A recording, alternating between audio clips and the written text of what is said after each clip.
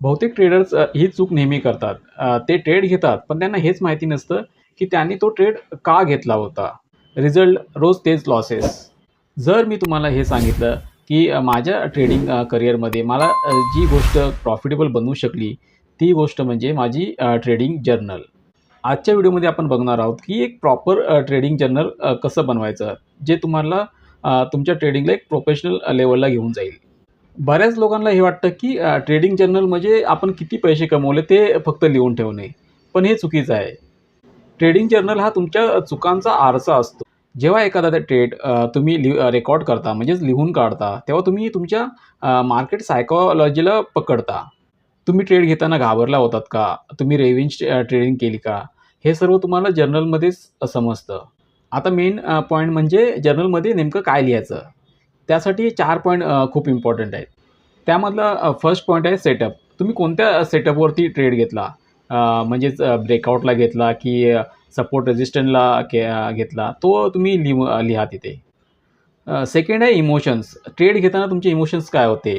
तुम्ही फिअरमध्ये होतात की कॉन्फिडंट होतात ते लिहायचं त्यामध्ये.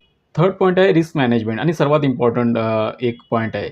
यामध्ये तुम्ही हे लिहिता की तुमचा स्टॉप लॉस कुठे होता आणि तो स्टॉप लॉस तुम्ही लावला होता त्याचं लॉजिक काय होतं? म्हणजे स्ट्रक्चर बनलं होतं, त्याखाली तुम्ही लावला होतात. ते सर्व लिहायचं असतं. फोर्थ पॉइंट आहे रिझल्ट. त्या ट्रेडचा रिझल्ट काय होता? प्रॉफिट होता का लॉस होता?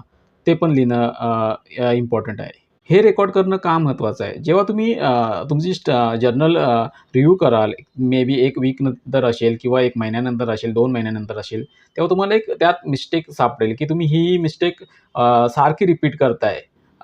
ती तुम्ही आयडेंटिफाय करू शकता आणि तिला करेक्ट करू शकता. अजून एक महत्त्वाची गोष्ट म्हणजे हे ट्रेडिंग जर्नल बनवण्यासाठी तुम्हाला एक कॉस्टली सॉफ्टवेअर वगैरे विकत घेण्याची काहीच गरज नाही. एक नॉर्मल एक्सेल शीट किंवा नॉर्मल वही जशी मी माझी ही नोटबुकमध्ये माझं पूर्ण जर्नल हातानेच लिहून काढणं पसंत करतो. तुम्ही पाहाल तर मी ते नोट केलेले आहेत.